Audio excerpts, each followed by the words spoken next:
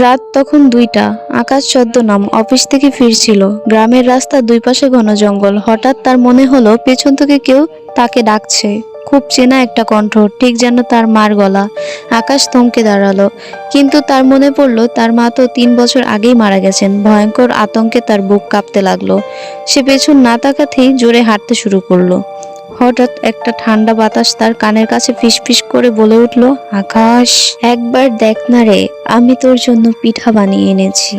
আকাশ এবার দৌড়াতে শুরু করলো। দৌড়াতে দৌড়াতে সে যখন নিজের বাড়ির দরজায় পৌঁছালো, তখন সাহস করে একবার পিছনে ফিরে তাকালো।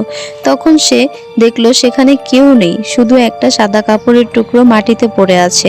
সে হাঁপ ছাড়তে ছাড়তে ঘরে ঢুকলো এবং দরজাটা ভালো করে আটকে দিল। কিন্তু তখনই তার শিরদাঁড়া দিয়ে একটা হিমশীতল স্রোত বয়ে গেল, যখন সে দেখলো তার ঘরের আয়নার লাল রঙে লেখা, দরজা আটকে লাভ কি, আমি তো আগে থেকেই ভেতরে আছি। আমি জানি আপনি এখন একা রুমে এই ভিডিওটা দেখছেন। সাহস থাকলে আপনার ঘড়িতে এখন কয়টা বাজে সেটা অবশ্যই কমেন্টে লিখে যান।